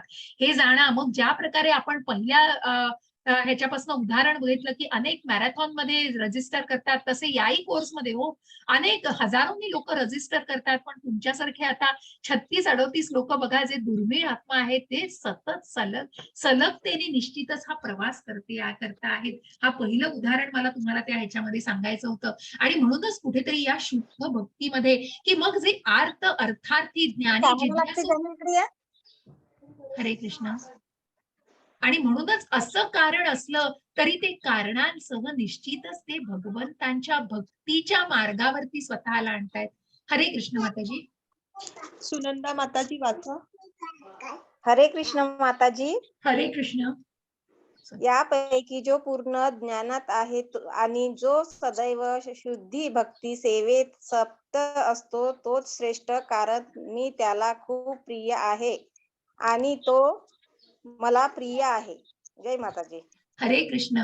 आणि म्हणूनच जो पूर्ण ज्ञानात आहे अशी ही ज्ञानी व्यक्ती, जिज्ञासू व्यक्ती, आणि जरी अर्थार्थी ही जी सुरुवात असेल तरी पण ती व्यक्ती, ज्या ध्रुव महाराजांनी बघा की राज्य हवं होतं म्हणून ती नामजप केला, भगवंतांचं दर्शन घेतलं, परंतु भगवंतांचं दर्शन घेतल्यावर की काय परिणाम झाला हो, काय त्यांच्यामध्ये बदल झाला की मला काहीही नको भगवंता, तुम्हाला बघितल्यावर माझं सगळं जीवनाचं सार्थक झालेलं आहे. आणि अशा या ध्रुव महाराजांना की अशा प्रकारे जो भक्ती सेवेमध्ये पूर्णपणे मग्न असतो, त्या ज्ञानाच्या मार्गातून कुठेतरी भक्तीच्या मार्गावर स्वतःला आणतो, तेव्हा निश्चितच तो भगवंतांना खूप प्रिय आहे आणि भगवंत सुद्धा त्याला खूप प्रिय असतात. बहुनाम जन्मनामन्ते ज्ञानवान मां प्रपद्यते वासुदेवाः सर्वमिति समाहात्मा दुर्लभः सुदुर्लभः. हरे कृष्ण. हरे कृष्ण माताजी. अनेकानेक जन्म आणि मृत्यूनंतर ज्याला वास्तविक ज्ञान होते तो मी अस्तित्वातील सर्व गोष्टींच्या कारणाने परम कारण असल्याचे जाणून मला शरण येतो, असा महात्मा अत्यंत दुर्लभ असतो. हरे कृष्ण माताजी. हरे कृष्ण. मग असा महात्मा की ज्यांना हे ज्ञान, बघा तुम्हीही या आध्यात्मिक मार्गावर आलेले आहात कारण कुठेतरी मनामध्ये औत्सुक्य आहे, भगवंत काय आहेत, कृष्ण कोण आहे, मला कृष्णाला जाणायचं आहे, मग काय माझं होणार आहे, मग ह्या जगामध्ये मी का आलेलो आहे आणि काय माझं कर्म आहे, मग कर्मानंतर मृत्यूनंतर माझं काय होणार आहे, या सगळ्याची, मग ह्या सगळ्याचं ज्ञान, मग हे ज्ञान भगवंत प्रत्यक्ष मार्गदर्शनातून, भगवंतांनी उपदेशातून जे दिलेलं आहे हे ज्ञान, आणि त्या ज्ञानाचं ऍप्लिकेशन म्हणजे विज्ञान, ज्ञान विज्ञान. आणि म्हणून जी व्यक्ती अनेकानेक जन्म मृत्यूनंतर ज्याला वास्तविक या गोष्टीचं ज्ञान होतं, अस्तित्वातील सर्व गोष्टींचं कारणाचे कारण परम कारण आहेत, जे पुरुषोत्तम आहेत, सर्व पुरुषात उत्तम आहेत, ज्या पुरुषोत्तम अध्यायाला आपल्याला 15व्या अध्यायाला जाणायचं आहे, अशा प्रकारे असा महात्मा जो तत्वतः भगवंतांना जाणतो तो निश्चितच तो दुर्लभ असतो. हरे कृष्ण माताजी. हरे कृष्ण. सुनंदा माताजी वाचणार आहेत का? वाचल्या त्या माताजी, तुम्ही वाचा. मी परमात्मा रूपाने 7.21 मी परमात्मा रूपाने प्रत्येकाच्या वरचंही हृदयात वाचा स्थित माताजी, आहे. 7.20 पण वाचा. हो सॉरी. नाही का? 7.20 ज्यांचे ज्ञान भौतिक कामनांनी हिरावलेले आहे ते अन्य देवदेवतांना शरण जातात आणि आपल्या स्वभावानुसार आराधनेच्या विशिष्ट विधी विधानांचे पालन करतात. मी परमात्मा रूपाने प्रत्येकाच्या हृदयात स्थित आहे. जेव्हा मनुष्य विशिष्ट देवतेची उपासना करण्याची इच्छा करतो तेव्हा त्या विशिष्ट देवतेवर मी त्याची श्रद्धा दृढपणे स्थिर करतो, जेणेकरून तो त्या देवतेची उपासना करण्यास स्वतःला समर्पित करू शकतो. हरे कृष्ण. हरे कृष्ण. बघा बघा किती सुंदर प्रकारे हे मार्गदर्शन केलेलं आहे. म्हणून कुठेतरी जेव्हा की मी तुम्हाला आधीही देवी देवतांच्या पूजा ह्या खूप नाजूक विषय आहे, परंतु इस्कॉन तुम्हाला असं कुठे सांगत नाहीये, परंतु भगवंतांनी प्रत्यक्ष भगवद्गीतेमध्ये 7.21 मध्ये सांगितलंय आता की कृष्ण हे निश्चितच की कृष्ण भक्ती तुमच्यामध्ये आणा, भावना भावित, मग ती कृष्ण भावना जोपासायची, स्वतःला त्याप्रमाणे परिवर्तित करायचे, स्वतःमध्ये ते बदल घडवून आणायचे की ज्याच्यामुळे आपण कृतज्ञ भावना मनामध्ये आणू. आणि म्हणूनच कुठेतरी फक्त जी सुख क्षणभंगूर आहेत, कुठेतरी मला हे मिळवायचंय, मला ते मिळवायचंय म्हणून मी ही पूजा करतोय, म्हणून याचा जप करतोय, ही भावना कुठेतरी बदलायची. आणि म्हणूनच भगवंत सांगतायत की ज्या भौतिक कामनांनी जे हिरावलेले आहे, अन्य देवी देवतांना मग दुर्गाची पूजा केली जाते, जसं मी म्हटलं वेगवेगळ्या कारणांसाठी, वरुण देवतेची पर्जन्यासाठी, मग शक्तीसाठी दुर्गा मातेची अशी पूजा केली जाते, विधिविधानांचं पालन केलं जातं. परंतु प्रत्यक्ष भगवंत म्हणतायत जेव्हा हे सगळे यज्ञ विष्णूला अर्पण केले जातात की ते भगवंतांपर्यंतच पोहोचतात. ज्या महाविष्णूचं तत्व मी सांगितलं की प्रत्यक्ष शिव ब्रह्मा हे भगवंतांचेच भक्त आहेत, अतिशय निकट असा भक्त भगवंत शिव, भगवंत शंकर, की ज्यांनी ज्यांनी भागवतमची स्तुती केलेली, भागवतम मध्ये भगवंतांची स्तुती केलेली आहे, ज्या भागवताचं वाचन त्यांनी केलेलं आहे, ब्रह्मा जे भगवंतांचीच निर्मिती आहेत आणि जे दुसरे निर्माता आहेत सृष्टीचे, पण बीज कुठून आलंय तर भगवंतांपासून आलेलं आहे. आणि म्हणूनच जो परमात्मा रूपाने प्रत्येकाच्या हृदयामध्ये स्थित आहे, जरी त्या मनुष्याने ज्या परमात्मा असलेल्या मनुष्याने अनेक देवी देवतांची पूजा केली तरी ती श्रद्धा दृढ होणं हे भगवंतांपासूनच आहे. आणि म्हणूनच भगवंत म्हणतायत की ती विधिविधानपूर्वक शास्त्रांच्या आधारे व्यवस्थित मंत्रोच्चारद्वारे पुढे आपल्याला त्याही विषयी जाणून घ्यायचं आहे की कशा प्रकारे ते शास्त्रोक्त, मग सात्विक, राजसिक आणि तामसिक व्यक्तीचे मनुष्य कशा प्रकारे या पूजेला अर्चनेला सामोरे जात असतात किंवा ते करत असतात कशा प्रकारे. आणि म्हणूनच अनेक देवी देवतांची पूजा उपासना निश्चित केली पाहिजे, परंतु ती श्रद्धा आणि म्हणूनच ती दृढ श्रद्धा कधी होईल मनामध्ये, जेव्हा तुम्ही भगवंतांची उपासना कराल आणि ती भावना स्वतःमध्ये कुठेतरी आत्मसात कराल, तेव्हा हे निश्चितच शक्य आहे. हरे कृष्ण. हरे कृष्ण माताजी. 7.22 अशा श्रद्धेने युक्त होऊन तो विशिष्ट देवतेची कृपा संपादन करण्याचा प्रयत्न करतो आणि आपले इच्छित भोग प्राप्त करतो, परंतु वस्तुतः हे लाभ केवळ मीच प्रदान करतो. 7.23 अल्पबुद्धी लोक देवतांची उपासना करतात आणि त्यांना प्राप्त होणारी फळे मर्यादित व अनित्य असतात. देवतांचे उपासक देवलोकांची प्राप्ती करतात, पण माझे भक्त अखेर माझ्या परमधामाची प्राप्ती करतात. हरे कृष्ण माताजी. हरे कृष्ण. मग कुठेतरी प्रभुपादांनी खूप उपमा दिलेल्या आहेत याच्यासाठी, की मग जे मी कालचं वाक्य प्रभूजींना आवडलंय का, त्यांनी सांगितलं शंकर प्रभूजींनी, की मग जे योग्य आहे ते निश्चित मिळेल हो तुम्हाला. पण तुम्ही जर ते मागितलं की मला हे हवंय, मला ते हवंय, त्या प्रत्येक हवे असलेल्या गोष्टीला डिमांड पूर्ण करणं हे निश्चितच योग्य नाही. म्हणूनच भगवंत जे तुम्हाला योग्य आहे ते निश्चितच भगवंत देणार आहे. पुढेही जाऊन योगक्षेम वहाम्यन आपल्याला श्लोकामध्ये दिसतं, की मग भगवंत जे आहे त्याचीही कुठेतरी ते कुठेतरी जपणूक करायला सुद्धा भगवंत निश्चितच आधार देतात. आणि म्हणूनच ज्या देवी देवतांची पूजा करा, पण श्रद्धा, दृढता ही महत्वाची आहे.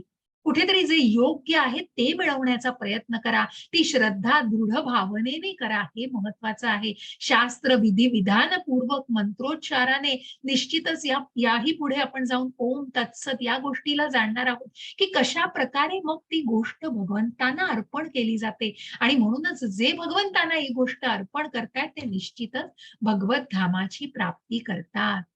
हरे कृष्ण. सुनंदा माताजी वाचा.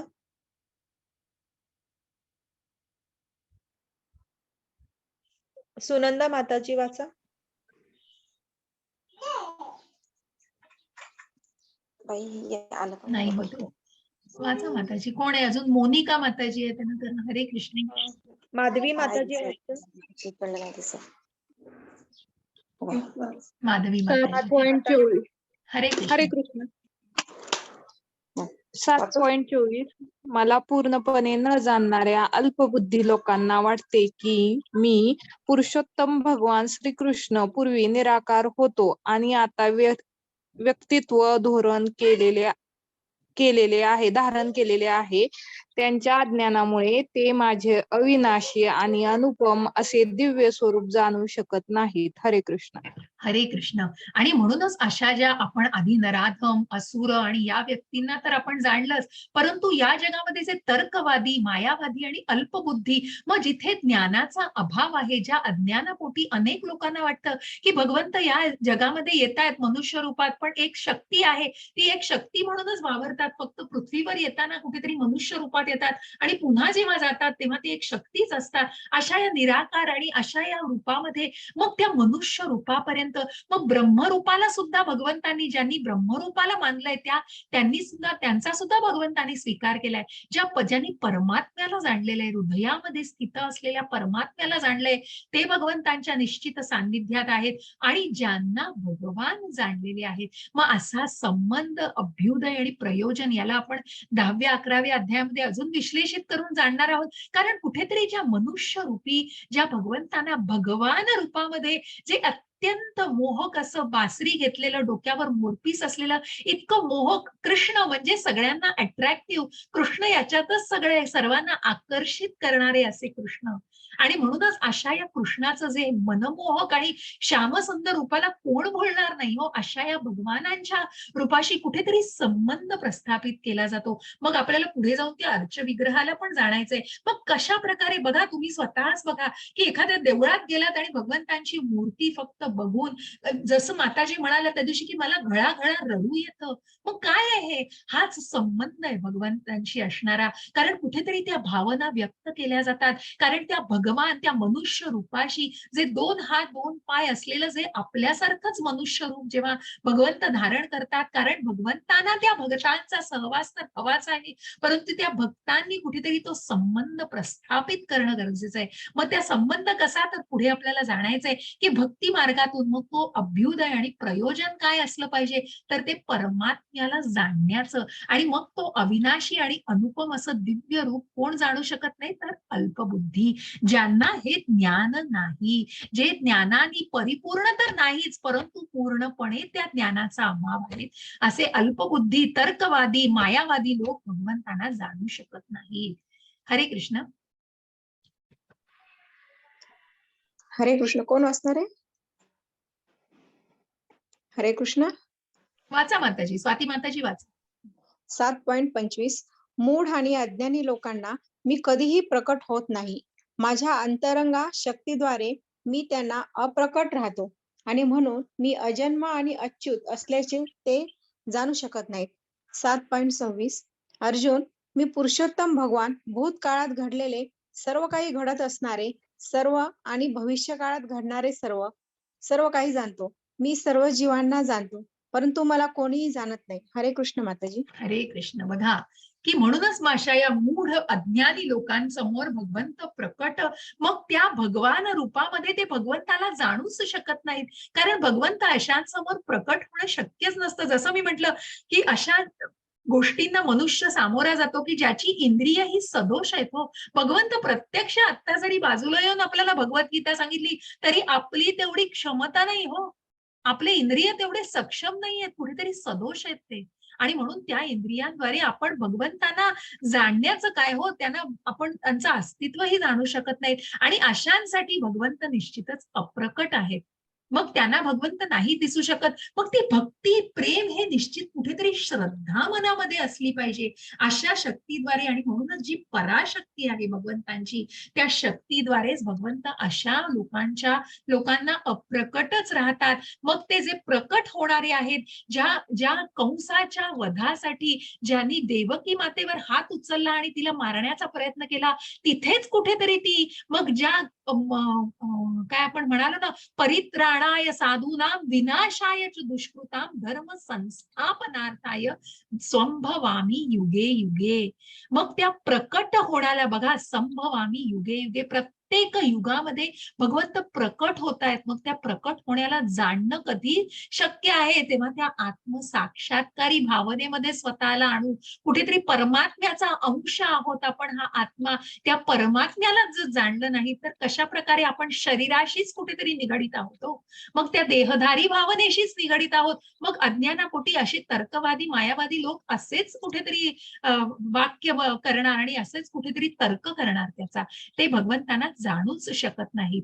आणि म्हणूनच हे पुरुषोत्तम भगवान, ज्याला आपल्याला 15व्या अध्यायात जाणायचंय, की भूतकाळात घडलेले, की जो 11व्या अध्यायात आपल्याला भगवंतांचं विश्वरूप दर्शन घेतलंय, तिथे भगवंत अर्जुनाला तेच सांगतायत की तू निमित्त मात्र आहेस, तुझ्याकडून फक्त तुला युद्ध करायचं, सगळ्यांना मी मारलंय. हो, या सगळ्यांचा मी नाश केलेला आहे. अधर्मी लोकांचा आधीच. काळजी घ्या जरा, कोणाला अनम्यूट नका करू. हरे कृष्ण. आणि म्हणूनच कुठेतरी तुम्ही जे काही तू करतो आहेस ते तू निमित्त आहेस. मी या सगळ्यांचा संहार केलेला आहे. आणि म्हणून त्याला विश्वरूप दर्शनामध्ये भगवंत भूतकाळात घडून गेलेलं, भविष्य काळात घडणारं आणि वर्तमान काळात घडत असलेल्या सगळ्या गोष्टी चराला भगवंत दाखवू शकतात. आणि या सर्व जीवांना भगवंत जाणतात, परंतु भगवंतांना कोणीही जाणू शकत नाही, ही खंत भगवंत सांगतायत. कारण कुठेतरी तो आत्मा आणि परमात्मा ऑब्झर्व करतोय. हो, तो बघतो आहे, तो तुम्हाला महासागरामध्ये हात देण्यासाठी सुद्धा आहे, परंतु आपण तितकी पात्रता, मग त्याच्यासाठी तुमची आध्यात्मिक उन्नती. आणि म्हणूनच ही कृष्ण भक्ती, ही कृष्ण भावना आणि भावना भावित कर्म, ह्याच्यातूनच सगळं संपादित होणार आहे. येषां त्वन्तगतं पापं जनानां पुण्यकर्मणां ते द्वंद्व मोह निर्मुक्ता भजन्ते मां दृढव्रतः. एक 5 मिनिटात अध्याय संपेल. झालं, आपण शेवटी आलेलो आहोत. मोनिका माताजी वाचा. हरे कृष्ण माताजी.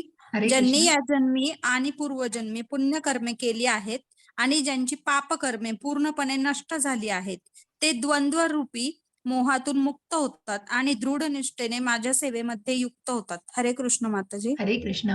मग जसं माताजींनी 2-3 प्रश्न विचारला होता, मला वाटतं कोणीतरी माताजींनी, की कशा प्रकारे आधीच्या जन्मांचं मग पुण्यकर्म असतील तर ती पुण्यकर्म निश्चितच पुढच्या जन्मी तुम्हाला चांगलं काहीतरी जे काही आहे त्याचा प्रभाव दाखवला जातो आणि म्हणून या जन्मी पूर्वजन्मी पुण्यकर्म केली आहेत, पण त्यांची पापकर्म मग जे काही पाप ज्या वाल्याच्या वाल्मिकीला जाणार, मग ज्या वाल्या कोळ्यांनी ज्या जो संहार केला होता, कुठेतरी वाटमारू होता, तो वाटमारी करताना तो मारायचा, वध करायचा, अशा वाल्याला जेव्हा नारद मुनींनी मंत्र दिला आणि नारद मुनींनी त्यांना जेव्हा ज्ञान संपादित केलं, ज्ञान दिलं, तेव्हा त्याला मरा मरा मरा मरा सांगायला लागलं, की तो राम देखील म्हणू शकत नव्हता. अशा वाल्याची ती अवस्था असताना त्या वाल्याचं वाल्मिकीमध्ये परिवर्तन झालेलं आहे आणि त्याचा वाल्मिकी होऊन त्यांनी प्रत्यक्ष रामायण लिहिलंय. अशी ज्यांनी पुण्यकर्म केलेली आहेत त्यांची पापकर्म, मग ज्यांनी या पुण्याच्या मार्गावरती, ज्यांनी स्वतःला आत्मसाक्षात्कार आणि भक्ती मार्गावरती आणलेलं आहे, त्या निश्चितच त्या सर्वांची पापकर्म धुतली जातात. त्याचा प्रभाव कुठेतरी जो आपल्याला या कलियुगामध्ये निश्चितच भोगायला लागतो, परंतु निश्चितच त्या पुढे जाऊन तुम्हाला निश्चितच त्या पापकर्मांना धुतलं जातं. म्हणून स्वतःला त्या आध्यात्मिक मार्गावर उन्नत करण्याचा प्रयत्न देखील केला पाहिजे. मग ती पापकर्म जे करतायत ती गोष्ट वेगळी, पण ती विकर्मच केली जात आहेत. ती विकर्म अशा 2 ऋषींची उदाहरण आपल्याला जसं वाल्याचं उदाहरण मी दिलं तसं या मृगारी ऋषींचं उदाहरण आहे. ते मृगारी ऋषी तर प्राण्यांना अर्धमेले करायचे आणि अर्धमेले करताना ते त्यांचं कातड कापून मग त्यापासून त्या जिवंत तडफडणाऱ्या त्या जीवाला कुठेतरी इतकं कुठेतरी अघोरी कृत्य करायचे. आणि हे अघोरी कृत्य करताना एकदा नारद मुनी तिथून जात होते,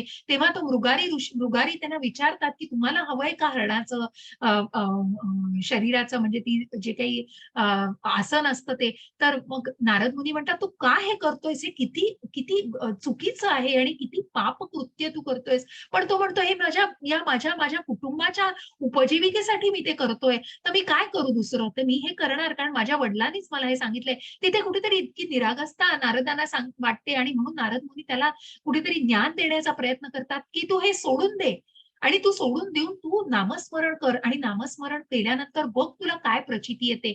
मग तो म्हणतो, माझ्या फॅमिलीची, माझ्या कुटुंबाची उपजीविका होईल का? तर हो, त्याची काळजी मी घेईन, नारद मुनी म्हणतात. आणि म्हणून मग कुठेतरी मृगारी आणि त्याची पत्नी गावाच्या बाहेर तुळशी वृंदावन बांधतात आणि तिथे नामस्मरण करतात, अखंड नामस्मरण करतात. वाऱ्यासारखी ही बातमी गावकऱ्यांपर्यंत पोहोचते आणि गावकरी तिथे, की एका वाटस्मारूचा एक ऋषी आलेला आहे गावामध्ये आणि अशा प्रकारे ज्याचं परिवर्तन झालंय तिथे गावकरी बघायला येतात. तर नुसते हात हलवत येत नाही, तर ते कुठेतरी प्रत्यक्ष अन्न घेऊन येतात, दूध घेऊन येतात, अनेक फलाहार घेऊन येतात. मग एक ना अनेक त्यांना तिथे गोष्टींचा काय म्हणतात ना त्याला, अनेक गोष्टी उपलब्ध होतात. आणि मग पत्नी म्हणते मृगारींची, हे तर आपल्याला आधी करत असलेल्या गोष्टीपेक्षा सुद्धा नारद मुनी किती आपल्याला समाधानी करतायत. आणि म्हणूनच मग पुढे जाऊन त्याचं प्रसादामध्ये रूपांतर होतं. मग मृगारी सांगतात, की तू आता या अन्नाला शिजव आणि भगवंतांना अर्पण करून आपण गावजेवण घालूया, आपण प्रत्येकाला हा महाप्रसाद देऊया. असे हे मृगारी वाटणाऱ्याची कुठेतरी मृगारी ऋषीमध्ये परिवर्तन होतं. आणि मग अनेक महिन्यांनी, वर्षांनी जेव्हा नारद मुनी तिथून येत असतात, तेव्हा ते मृगारी समोर येतात आणि ते उड्या मारत येत असतात. तेव्हा नारद मुनी म्हणतात, का रे तू असा उड्या मारत येतोयस? आणि उड्या मारता मारता ते पुढे येऊन एक चादर सुद्धा अंथरतात. तेव्हा नारद मुनींच्या प्रश्नाला ते उत्तर देतात, की खाली मुंग्या आहेत काही आणि त्या मुंग्यांचा आपल्या पाय देण्यामुळे जीव जाऊ नये म्हणून मी हे चादर पण अंथरतोय आणि म्हणून मी उड्या मारत आलो. बघा, ज्या प्राण्यांना तडफडत मारणारी व्यक्ती, की तिचं परिवर्तन कसं होतंय, की जी मुंग्यांच्या जीवाची पण काळजी घ्यायला लागते. साधू संग लवमात्रे, इतक्याशा संघाने इतका परिणाम आणि इतक्या आध्यात्मिक मार्गामध्ये उन्नती होऊन इतके विचार बदलू शकतात. हरे कृष्ण. हरे कृष्ण माताजी.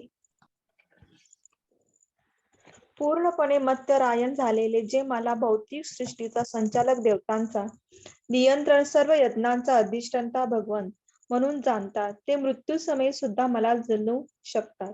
हरे कृष्ण. आणि म्हणूनच जे पूर्णपणे भगवंतांना ज्यांनी जाणलेलं आहे, की ज्या भौतिक सृष्टीचा, ज्या पराशक्तीचा सगळी निर्मिती ही भगवंतांपासून आहे आणि अनेक देवी-देवतांचा ज्या विश्वरूप दर्शनामध्ये बघणार आहोत आपण, अनेक देवी-देवतांचा की प्रत्यक्ष शिवाचा, ब्रह्माची सुद्धा भगवंतांमध्ये निवास आहे आणि भगवंत अनेक देवतांचे संचालक आहेत. अशा यज्ञांचा अधिष्ठाता, असा अधियज्ञ ज्यांनी जाणलेलं आहे, या तत्वाला ज्यांनी जाणलेलं आहे, ते निश्चितच भगवंतांना मृत्यू समयी देखील जाणू शकतात. मग त्यासाठीच आपल्याला पुढच्या अध्यायामध्ये आज आपल्याला जाणायचंय, उद्याच्या अध्यायात, की मृत्यू समयी भगवंतांचं स्मरण करण्यासाठी काय करायला पाहिजे, हे उद्याच्या अध्यायात आपल्याला जाणून घ्यायचं आहे. पण त्या तत्वतः भगवंतांना ज्यांनी जाणलेलं आहे, तेच हे कुठेतरी निश्चितपणे जाणू शकतात. हरे कृष्ण. इति सप्तमोऽध्याय समाप्तः. कुणाला काही प्रश्न असतील तर विचारा. हरे कृष्ण. सगळ्यांना हरे कृष्ण. हरे माताजी कोणी प्रश्न विचारले तर अनम्यूट करा. माधवी माताजी, काही प्रश्न असेल तर विचारा. हरे कृष्ण माताजी. हरे कृष्ण माताजी, बोला. आज नाहीये माताजी, मला काही प्रश्न नाही पडलेला, उलट छान वाटतंय ऐकून किती आज. छान. खूप चांगली गोष्ट आहे माताजी. बघा, मी म्हणून प्रत्येकाला सांगते, थोडा धीर धरा. सगळे अध्याय ऐकत जा, की आपोआप तुमच्या प्रश्नांची उत्तरं तुम्हाला मिळतील. म्हणून प्रत्येकाने कुठेही मध्ये न सोडता 18व्या अध्यायापर्यंत सगळं ज्ञान घ्या. कारण 18व्या अध्यायापर्यंत अर्जुनाचे प्रश्न संपत नाहीयेत आणि त्याची उत्तरं भगवंत प्रत्येक त्याच्या प्रश्नांचं उत्तर देतात. त्यामुळे आपल्याही सगळ्या मनातल्या प्रश्नांची उत्तरं नक्की मिळतील तुम्हाला. तुमच्या ज्या काही मनामध्ये आहेत ती निश्चित मिळतील तुम्हाला. हरे कृष्ण. मग प्रश्न राहतच नाहीत, पण तरीही कोणाला असतील. हरे कृष्ण माताजी, बोला. साधना माताजी बोला. हरे कृष्ण माताजी. बोला. हरे तुम्ही कृष्ण. भगवंतांचे शक्ती सांगितले ना, परा आणि अपरा, ते हो, हो. परत एकदा सांगता का? हो, निश्चित. अपरा शक्ती जी आपण बघितली, तर भगवंतांची पराशक्ती म्हणजे अंतरंग शक्ती आणि अपराशक्ती ही बहिरंग शक्ती. आणि कुठेतरी जी जीवांची निर्मिती आहे, मग ही अंतरंग शक्ती म्हणजे आध्यात्मिक शक्ती, पराशक्ती जी श्रेष्ठ शक्ती आहे. आणि त्या श्रेष्ठ शक्तीचाच आपण भाग आहोत. आणि म्हणूनच आपल्याला हे जाणायचं आहे, की मग या श्रेष्ठ शक्तीचा भाग म्हणजे ज्या मार्जिनवर आपण आहोत, की ना आपण पूर्णपणे भौतिक शक्ती, आणि ही जी भौतिक शक्ती, जी कनिष्ठ शक्ती आहे, ती ही भगवंतांचीच निर्मिती आहे, की या जीवाची निर्मिती करून भगवंतांनी भौतिक प्रकृतीची पण निर्मिती केलेली आहे.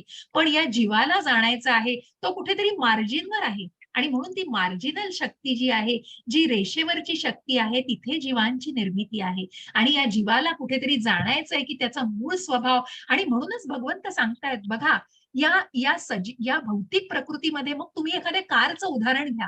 त्या कारला जर कुठेतरी नुसतं पार्क करून ठेवलं, तर त्याच्यामध्ये काय असणार आहे? त्याच्यात काहीच असण्याचा आपल्याला अभाव नाही. पण जेव्हा तो ड्रायव्हर जातो, जेव्हा मनुष्य ती गोष्ट चालवतो, तेव्हा कुठेतरी त्या गोष्टीमध्ये शक्ती येते. एखादा टेबल आहे, निर्जीव आहे, त्याला ढकल, टेबल काही म्हणणार नाही, मला येऊन ढकला. परंतु जेव्हा मनुष्य त्याचा वापर करतो, मग हा मनुष्य का वापर करतो? कारण कुठेतरी तो आध्यात्मिक शक्तीचा भाग आहे. आणि हे ज्ञान का दिलं जातंय मनुष्याला?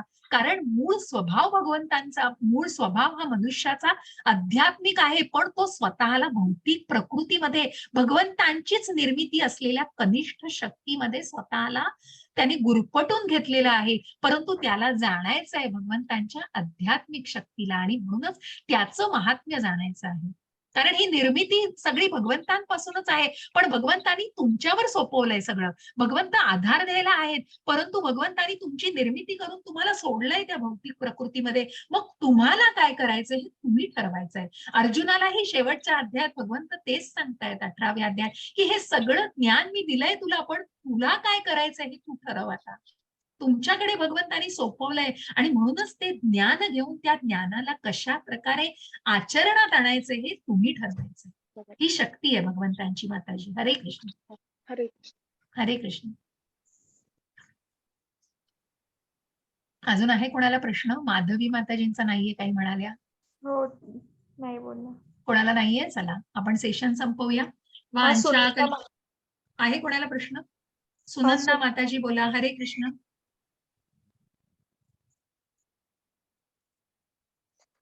सुनंदा माताजी बोला. मी प्रार्थना म्हणते तोपर्यंत.